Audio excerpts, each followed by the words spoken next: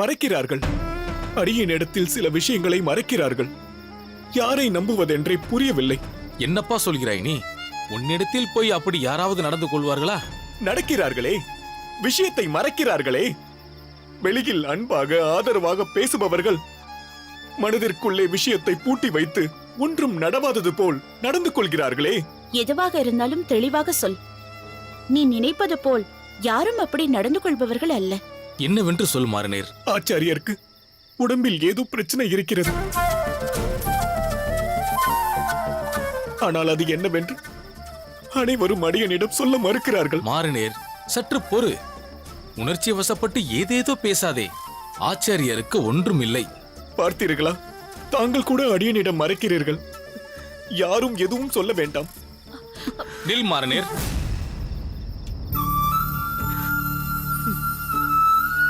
முதலில் இருந்த ஜலத்தை பருகு. பிடி, பருகு.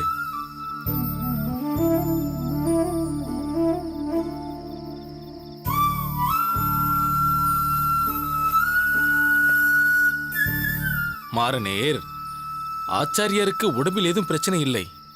முதுமை காரணமாக சிறிது சிரமப்படுகிறார், அவ்வளவுதான். நீ தேவையில்லாமல் கற்பனை செய்து கொள்ளாதே. புரிகிறதா? அடியேன் குழந்தை இல்லை சுவாமி. அடியேனுக்கு தெரியும். ஆச்சாரியர் விடும் மூச்சு காற்றை வைத்தே அவர் தேகத்தின் ஆரோக்கியம் பற்றி அடியேனால் உணர முடியும். மிகப்பெரிய மந்தையிலும் கன்று பசு எப்படி தன் தாய் பசுவை அறிந்து கொள்ளுமோ, அதேபோல் ஆச்சாரியரின் உள்ளத்திலோ உடலிலோ ஒரு சிறு வாட்டம் வந்தாலும் அடியேன் அதை அறிந்து கொண்டு விடுவேன்.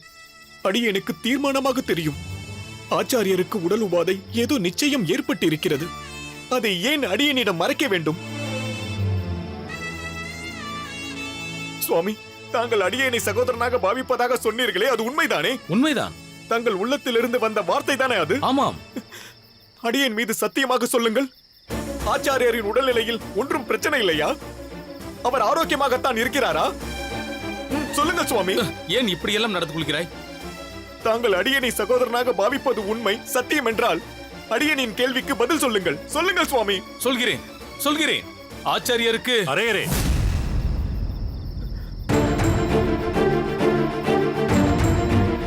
மாறனேர், உனக்கு என்ன தெரிய வேண்டும்? உன் மனதில் என்ன நினைத்துக் கொண்டு இவர்களை தொந்தரவு செய்து கொண்டிருக்கிறாய்? நீ ஏதாவது விபரீதமாக கற்பனை செய்து கொள்வாய். அதை அப்படியே இவர்கள் ஒப்புக்கொள்ள வேண்டும் என்று எதிர்பார்க்கிறாயா? என்ன, உனக்கு மட்டும்தான் ஆச்சாரியர் மேல் பரிவு, அக்கறை எல்லாம் இருக்கிறதா? எங்களுக்கு எதுவும் கிடையாது என்கிறாயா? அது அடியேன் அப்படியெல்லாம் சொல்லவில்லை சுவாமி. போதும். நீ நடந்து கொள்வது அப்படித்தான் இருக்கிறது. ஆச்சாரியரை என் குழந்தை பருவத்திலிருந்து அடியேன் பார்த்து வருகிறேன். இங்குள்ள பலரும் பல வருடங்களாக அவருக்கு சேவை செய்து வருகிறோம். எங்களுக்கும் ஜீவன் சுவாசம் அனைத்தும் ஆச்சாரியர்தான். அவரை பார்த்துக்கொள்ள எங்களுக்கு தெரியும். எதையும் மறைக்க வேண்டிய அவசியம் எங்களுக்கு இல்லை. தத்து பித்தென்று உளறி பிதற்றி உண்மையாகவே ஆச்சாரியருக்கு உபாதையை வரவழைத்து விடாது. ஐயோ, அபச்சாரம். அப்படியெல்லாம் இல்லை சுவாமி. இனி நீ ஒரு வார்த்தை கூட பேசக்கூடாது. போ, உடனே மடத்திற்கு சென்று அங்கு ஆச்சாரியருக்கு என்ன சேவை செய்ய வேண்டுமோ அதை மட்டும் போய் பார்.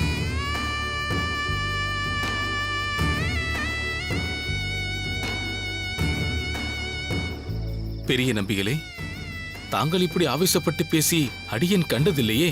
என்ன செய்வது அரையரே? பொறுமையோடு பல விஷயங்களை கையாளலாம். சில விஷயங்களை ஆவேசத்தால் மட்டுமே தவிர்க்க முடியும்.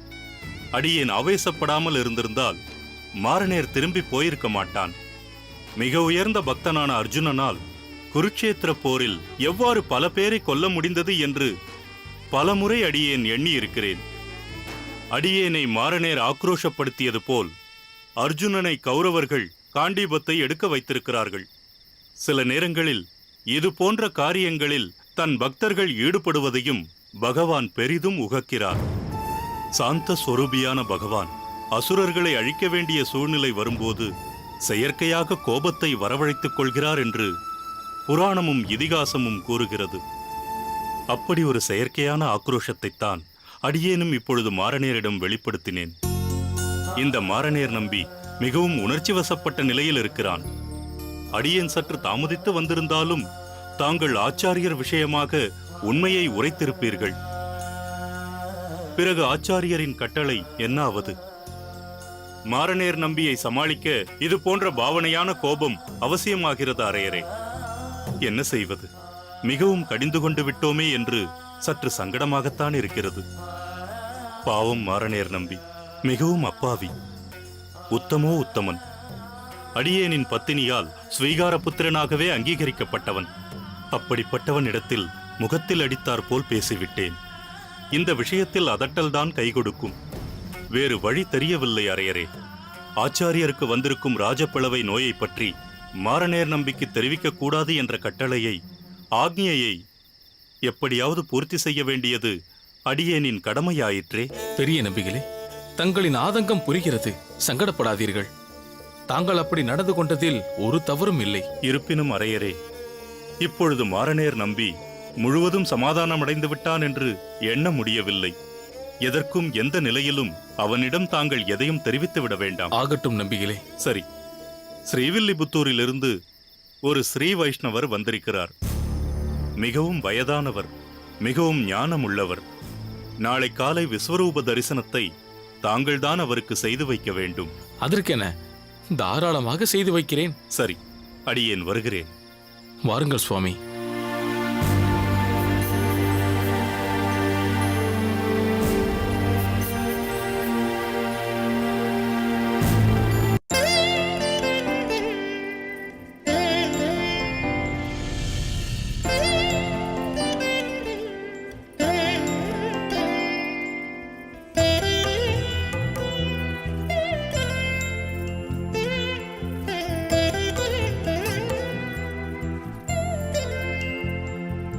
தஞ்சா, அம்மா, இருக்கட்டும், உட்கார். முதலில் இதையெல்லாம் ஒதுக்கிவிட்டு இந்த பானகத்தை அருந்து. உங்களுக்கு ஏனம்மா சிரமம்? நானே வந்து எடுத்துக்கொண்டிருப்பேனே. இதில் என்ன சிரமம் தஞ்சா? நீயோ கைகாரியமாக இருக்கிறாய். காலையிலிருந்து ஒன்றுமே பருகவில்லை. இதையெல்லாம் சற்று ஒதுக்கி வைத்துவிட்டு முதலில் இதை பருகு. இல்லை அம்மா, எடுத்துக்கொண்ட வேலையை முடித்து விடுகிறேன். உன்னிடம் எனக்கு பிடித்த குணமும் இதுதான், பிடிக்காததும் இதுதான். ஒரு வேலையை எடுத்துக்கொண்டால் அதை முடிக்க வேண்டும் என்ற முனைப்பை, வைராகியத்தை பாராட்டுகிறேன். அதே சமயம் வயிற்றுக்கு ஆகாரம் எதுவும் இல்லாமல் அகத்து காரியத்தை செய்வதை நிச்சயம் கண்டிக்கிறேன். இதோ முடித்து விட்டேன் அம்மா. கார்த்திகை வருகிறதல்லவா, அதனால்தான் இந்த விளக்குகளை துடைத்து வைக்கிறேன். கார்த்திகை என்றதும் ஒன்று நினைவுக்கு வருகிறது. வெகு நாட்களாக என் மனதில் நினைத்திருந்தேன். திருப்புட்குழியில் இருக்கும் விஜயராகவ பெருமாளுக்கு கார்த்திகையின் போது ஏதாவது கைங்கரியம் செய்ய வேண்டும் என்று. ஏன் கார்த்திகை என்று கேட்காதே. பல வருடங்களுக்கு முன் ஒரு கார்த்திகையின் போதுதான் கமலை உடல் நலம் இல்லாமல் இருக்க அப்பொழுது நினைத்து கொண்டேன். ஒரு வேண்டுதலாக அல்ல, சாதாரணமாக விஜயராகவ பெருமாளுக்கு ஏதாவது செய்ய வேண்டும் என்று. இப்பொழுது கோவிந்தனும் திரவிய வியாபாரத்தில் ஈடுபட்டுள்ளான். கூரேசனிடமிருந்தும் தானியங்கள் வருகின்றன. இதில் அதிகப்படியாக இருப்பவற்றை அங்கு சென்ற கோவிலில் கொடுத்து விடலாமே. அம்மா, கோவிந்தன் வருமானத்திலிருந்தே கோயிலுக்கு கைங்கரியம் செய்யலாம். ஏன்? கூரேசன் அனுப்பும் தானியங்களையும் கொடுக்கலாமே. அடுத்த மாதத்திலிருந்து தானியங்கள் வராது. அனுப்ப வேண்டாம் என்று சொல்லிவிட்டேன். என்ன சொல்கிறாய் தஞ்சா? ஆமாம் அம்மா, ஸ்ரீபெரும்புதூருக்கு என் பிறந்த அகத்திற்கு சென்றிருந்தேன் அல்லவா. அங்கிருந்து திரும்பும் போது அப்படியே கூரத்திற்கு சென்று கூரேசன் அண்ணாவையும் சந்தித்துவிட்டுதான் வந்தேன். இனி தானியங்களையும் மளிகை சாமான்களையும் நம் மகத்திற்கு அனுப்ப வேண்டாம் என்று அவரிடம் தெரிவித்து விட்டேன். அதனால்தான் இனி கூரேசன் அண்ணா அகத்திலிருந்து தானியங்கள் வராது என்று சொன்னேன். ஏன் தஞ்சா, ஏன் அப்படி செய்தாய்? ராமானுஜனை சம்மதம் தெரிவித்ததுதானே இது? இருக்கலாம் அம்மா, ஆனால் அவர் ஆத்மார்த்தமாக சொல்லவில்லை. கூரேசன் அண்ணாவின் கட்டாயத்தின் பெயரில்தான் சம்மதம் தெரிவித்தார்.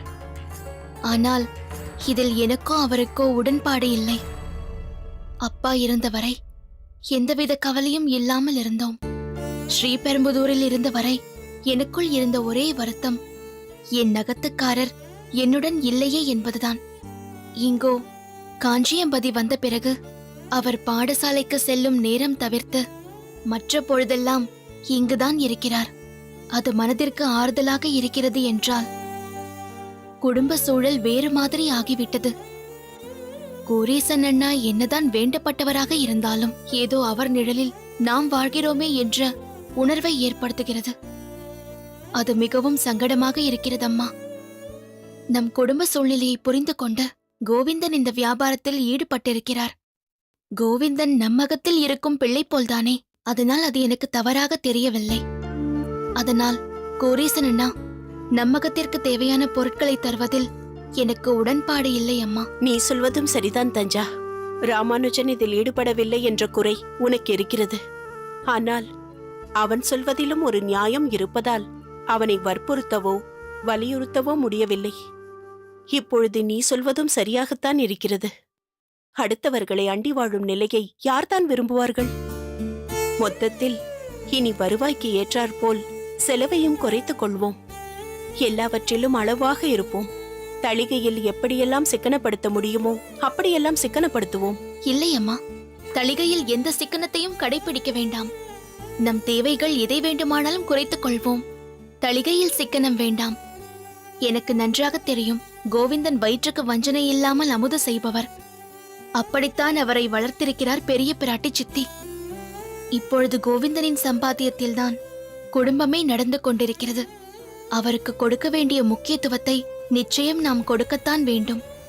அதனால்தான் சொல்கிறேன், கோவிந்தன் தான் நம் மகத்தில் பிரதானம். நான் சென்று மற்ற வேலைகளை கவனிக்கிறேன், கொடுங்கள்.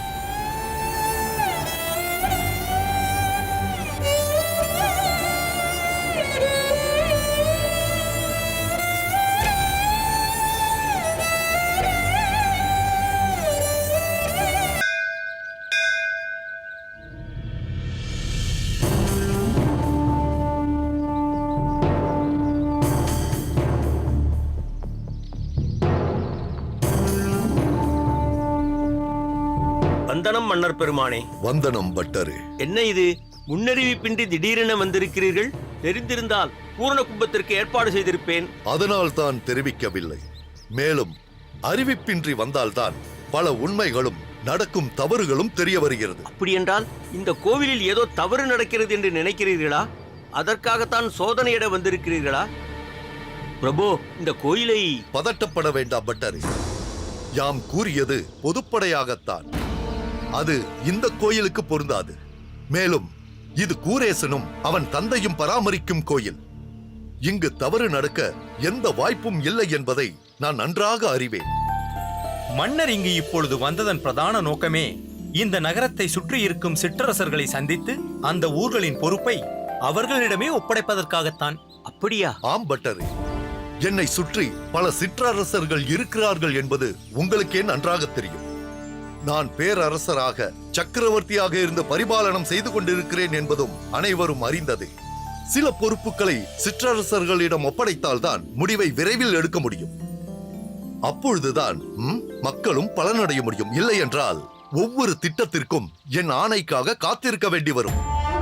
மொத்தத்தில் பிரஜைகளின் நலன் கருதி எடுக்கப்படும் திட்டங்கள், தீர்மானங்களை துரிதப்படுத்தவே இந்த நடவடிக்கை. மிகவும் உயரிய யோசனை மன்னவா. மக்களின் நன்மைக்காக நாட்டையே பிரித்து கொடுக்கும் தாராள மனம் உங்களை தவிர வேறு யாருக்கு வரும்?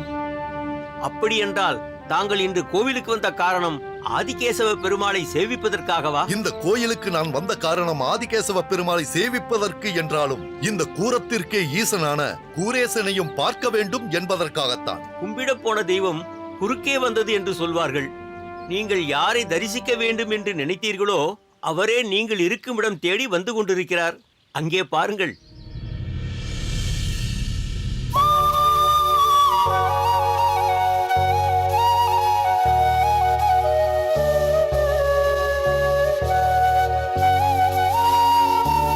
வந்தனம் மன்னவா. வந்தனம் மன்னவா. வணக்கம். என்ன கூரேசா, எப்படி இருக்கிறாய்?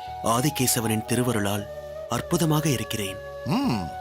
சில நாட்களுக்கு முன்பு நடந்த உற்சவத்தை மிகவும் சிறப்பாக நடத்தியிருந்தாய். எல்லா ஏற்பாடுகளும் கணக்கச்சிதமாக இருந்தது என்று கேள்விப்பட்டேன்.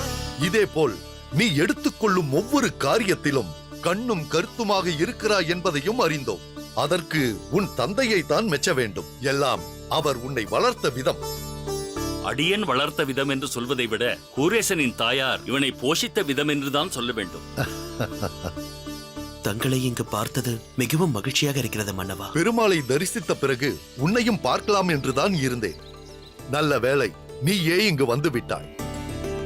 வந்து விட்டாய் என்று சொல்வதை விட ஆதிகேசவனே உன்னை இங்கு அனுப்பி இருக்கிறார் என்றுதான் சொல்ல வேண்டும். என்னை பார்க்கலாம் என்றிருந்தீர்களா? என்ன விஷயம் மன்னவா? சொல்லுங்கள்.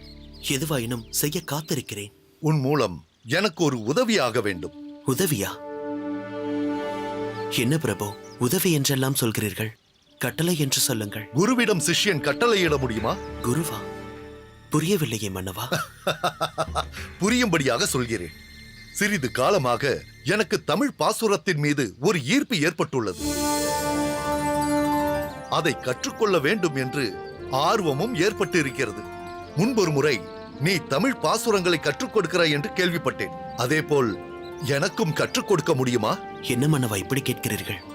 இது அடியனுக்கு கிடைத்த மிகப்பெரிய வாய்ப்பு, பாக்கியம். தாங்கள் இங்கு எத்தனை நாட்கள் தங்க திட்டம் தீட்டிருக்கிறீர்கள்? எப்பொழுதிலிருந்து துவங்க வேண்டும் என்று சொல்லுங்கள். அடியேன் அதற்கு சித்தமாக இருக்கிறேன். உனக்கு எப்பொழுது சௌகரியம் என்று சொல், அப்பொழுதே வைத்துக் கொள்ளலாம். நானே உன் இல்லம் தேடி வருகிறேன். நீங்கள் அடியனை தேடி வருவதா? அபச்சாரம், அபச்சாரம். நீங்கள் எங்கு தங்கியிருக்கிறீர்கள் என்று சொல்லுங்கள். அடியேன் உங்களை தேடி வருகிறேன். நல்ல விஷயங்களை தொடங்குவதில் தாமதம் இருக்கக்கூடாது. நாளையிலிருந்தே ஆரம்பிப்போம். அதுவும் சரிதான். அடுத்த 15 நாட்களுக்கு நான் இங்குதான் இருக்கப் போகிறேன். அதற்குள் எந்த அளவிற்கு பாசுரங்களை கற்க முடியுமோ அந்த அளவிற்கு கற்றுக்கொள்கிறேன்.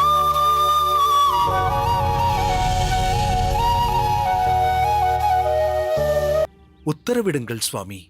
சிரம் மேல் கொண்டு செய்ய சித்தமாயிருக்கிறேன். எத்தகை வந்தாலும் அதை தகர்த்து எரிந்து நீயும் அன்று யாதவ பிரகாசரோடு தட்சிணாமூர்த்தியின் அகத்திற்கு செல்ல வேண்டும்.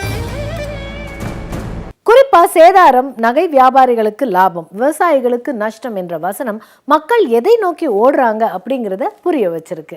மொத்தத்தில் கடலை ஆரோக்கியம்.